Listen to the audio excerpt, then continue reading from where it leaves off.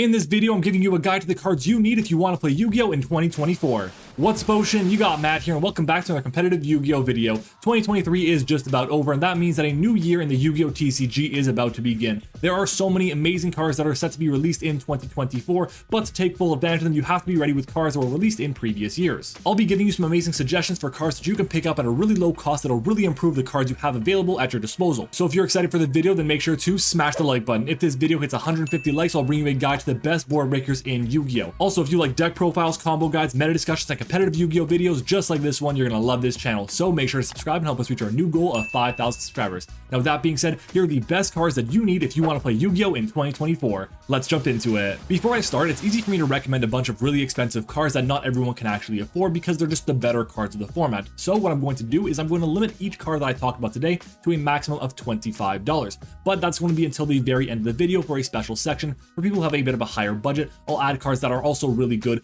but are above that $25 price range. I'll be covering these cards with respect to the different categories they fall under, starting off with hand traps. Hand traps are arguably some of the most important cards in Yu-Gi-Oh! Today. You need to have a really good collection of them to be ready for whatever the meta might throw at you. Thankfully, the price of these hand traps has gone down significantly from when they were first released. I'd start by picking up 3 copies of Ash Blossom and Infinite Impermanence. These are the 2 best hand traps today because of the wide amount of uses they have. Droll and Lockbird comes up every now and then to stop these massive combo decks from being as oppressive as they possibly could be. Thankfully, cards like Ash Blossom, Infinite Impermanence, and Droll and Lockbird have been reprinted multiple different times in 2023, including in structure decks. Nibiru is a very important hand trap, and it's an absolute blowout against some decks, and for that reason you have to have it in your collection. The graveyard is incredibly important to Yu-Gi-Oh! Today, so having a hand trap suite that can shut that down is critical to Yu-Gi-Oh! In 2024. Skullmeister, DD Crow, Dimension Shifter, and Bestials like Magnamut and Drew's Worm are the best options right now. There are also hand traps that only come up in niche situations, or if the format dictates it. Artifact Lancia prevents banishing, and should have some success in the upcoming format thanks to some archetypes releasing soon. Fantastical Dragon Phantasme is seeing play right now as links are incredibly strong, but also because it can draw into additional hand traps. And Ghost Sister and Spooky Dogwood is seeing play in side decks right now because of the time rules when playing in-person Yu-Gi-Oh! There are so many other useful hand traps to have, but in my opinion these are the most important to have in your binder for 2024. Moving on to board breakers. A board breaker is a catch-all term for a card that either just forces out negation from an opponent or threatens the removal of a piece that they have. They can vary drastically in terms of what they try to accomplish, but in my opinion these are the best ones that you need to have in your binder. Starting off with spell and trap removal. Harpy's Feather Duster and Lightning Storm are both very strong and see play in most side decks as trap decks are very popular right now. Board wipes are a type of board breaker that try to get rid of everything on a certain side of the field. There are a ton of different options that cover this like Raigeki and Dark Hole, but in my opinion the best one right now that you need to have is Lightning Storm as it can double as spell and trap removal. Evenly Matched is a pseudo board breaker. It doesn't necessarily get rid of everything, it leaves one card on the field, but in formats where there's not a lot of negation going on, Evenly can be an absolutely deadly card, but it's not always going to be the best. Some board breakers are valuable because they try and take opponents' monsters, so in that category I recommend Triple Tactics Talents because it doesn't target and has other uses as well. If not, you can always go with something like Change of Heart or the newly unbanned Snatch Steal as well. All of these cards can be negated though, and if you're looking to play around that, cards like Forbidden Droplet and Super Polymerization are great. Just make sure that if you're getting Super Poly, you're also getting some targets for it, like Garura, Wings of Resonant Life, Muddragon of the Swamp, Predaplant Dragostapelia, and Guilty Gearfried. Kaijus are also incredibly important to have in your collection because they can get you out of some really tough situations. The best ones are usually going to be the ones with the lowest attack stat because they can be easily attacked over. But it's also important to know that some formats may require you to have a kaiju with a certain star line, type, or attribute, and for that reason a good tip is to have multiple different kaijus at your disposal.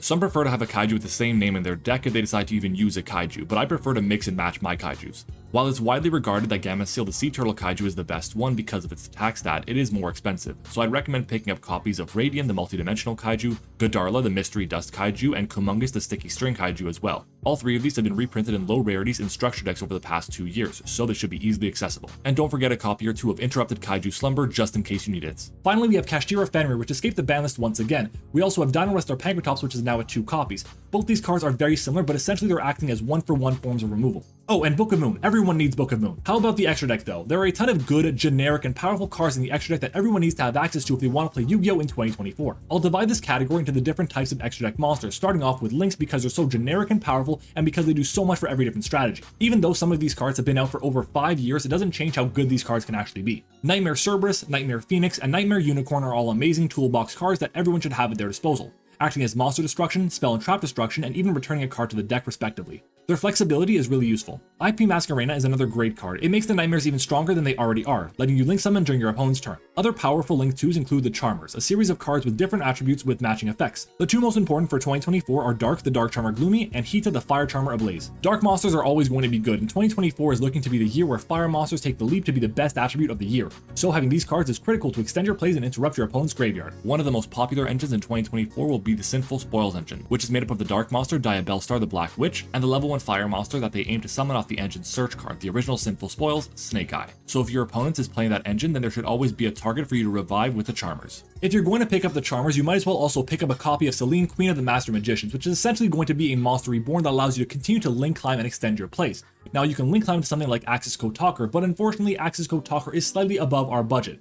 But if you want a really good alternative, there's Burl Sword Dragon. This card may not be as good as Axis Code, but it essentially does the same thing, being an OTK enabler for any strategy. Appaloosa Bow the Goddess is one of the best ways to have generic monster negation in the form of a linked monster, and everyone should have it in their binder for that reason. Also, Underworld Goddess of the Closed World is a fantastic card to help you deal with problematic cards because you can link summon away your opponent's monsters, which is really strong. Finally, Deco Talker Heatsoul is a great card to give you additional advantage and extra draws, but a card like Linkuriboh and Relinquish Anima are also really strong, especially if you play level 1s.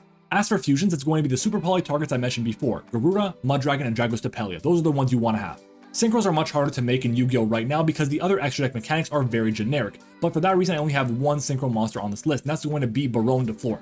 This card has been reprinted a few different times now, and for that reason it's pretty low cost, so everyone should have it in their binder, as it's a generic level 10 synchro that offers a free negate and destruction effect as well. And finally, I have 4 Xyz monsters, Baguska, Abyss Dweller, Gagaga Cowboy, and Super Star Slayer Typhon Sky Crisis. Each of these cards have utility. Baguska can buy you some time, Dweller shuts off the graveyard, Cowboy can win you a game in time, and Typhon can be a giant pain for some decks. But it is about $25 a copy right now. Those are some of the best generic cards to have access to, but there are so many other good cards. One of the most important things to have in Yu-Gi-Oh! Is consistency, so for that reason I'm recommending picking up the different types of Rotas.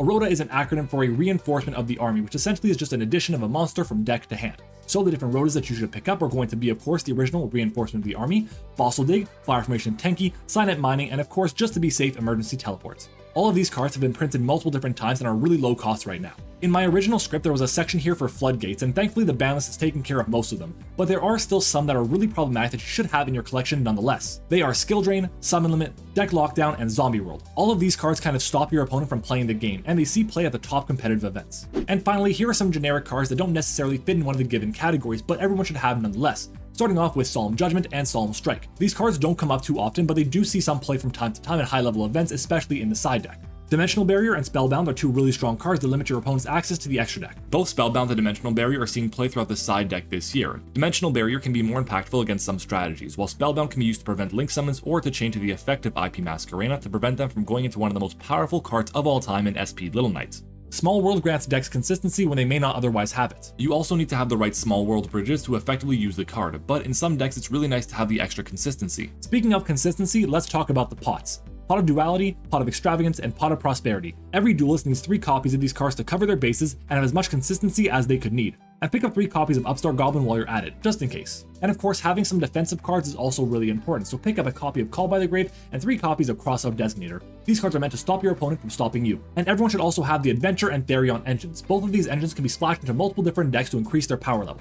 The Therion engine includes a copy of the Rank 4 Spriggan's Merrymaker, the Rank 8 Gigantic Champion Sargus, the field spell Therion Discoliseum, and Therion King Regulus, which is the negate the engine tries to establish, and as long as your deck can make a Rank 4, that's all the engine needs to get going. While the Adventure engine is a 9-card engine in the main deck only, made up of 3 copies of Water Enchantress of the Temple, 3 Rite of Aramasir, 1 Dracoback the Rideable Dragon, 1 Fateful Adventure, and 1 Wandering Griffin Rider, which is what the engine is trying to establish as a negate. As long as your deck doesn't use the effect of a normal summoned monster, this engine is perfect.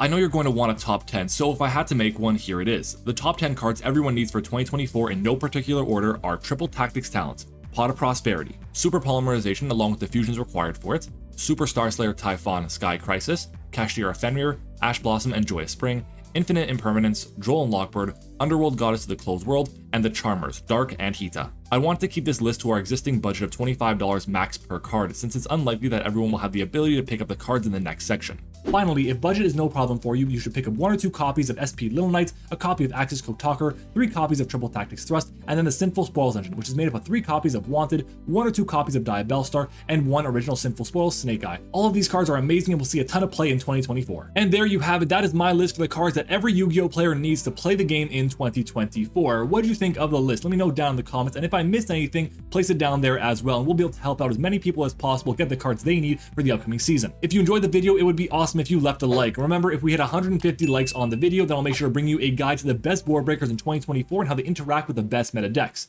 If you haven't already, check out my guide to the top 10 best Yu-Gi-Oh cards released in 2023. That video is right over here. And finally, consider subscribing for more amazing competitive Yu-Gi-Oh videos and to help us reach our new goal of 5,000 subscribers. Thank you for watching, I hope you enjoyed it, and I'll see you all next time.